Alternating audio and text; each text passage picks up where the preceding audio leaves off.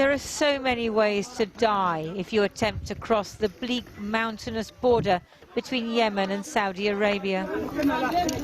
You might trip and plunge to your death, or you might encounter Saudi border guards who, according to Human Rights Watch, willfully shoot refugees and migrants.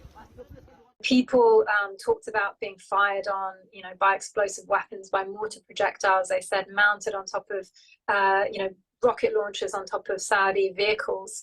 And really people describe a scene of killing fields, dead and wounded migrants strewn all over the mountainside, people, blown in half, and people I spoke to sustained lifelong injuries, losing one or more of their limbs.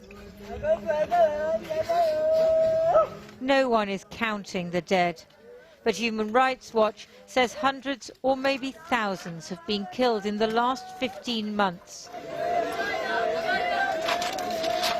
That the shooting is widespread and systematic. Many of those who try to cross are women fleeing poverty and war in Ethiopia. They say that what happens if the Saudis apprehend them is horrific. We've seen Saudi border guards engage with victims, engage with the survivors that I spoke to. People telling me that, they were asked to pick which limb of their body they wanted to have shot, and then they were shot at that limb.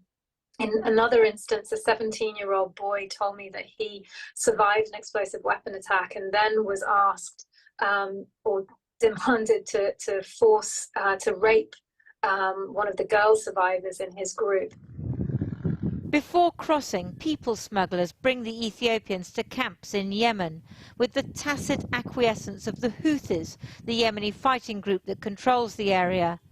It's an old migrant route, but this level of violence is new. For decades, Ethiopians have left home and crossed the Gulf to the port city of Aden and on through Yemen, a war zone, heading towards Sada. The smugglers then take them over the border into Saudi Arabia, where the women hope to find work as domestic servants and the men as labourers.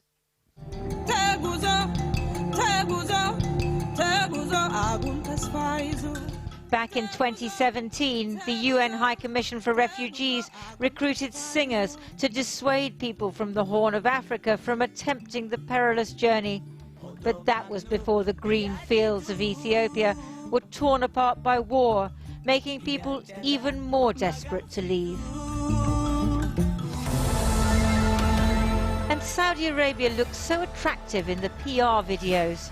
A kingdom building a new modern city in the desert, not one with a terrible human rights record. The Saudis have denied the allegations, saying they had found no evidence of abuses. Crown Prince Mohammed bin Salman had a fist bump with the US president last year. International opprobrium for the killing of the journalist Jamal Khashoggi in the Saudi embassy in Turkey in 2018, apparently forgotten. On the border, they're burying the dead. The violence with which the victims reportedly met their end seems not only cruel but unwarranted. There are other ways to police migration. The question now is, will the Saudis' allies, including Britain, take any notice of the evidence in the Human Rights Watch report? Or will it be brushed aside and then forgotten?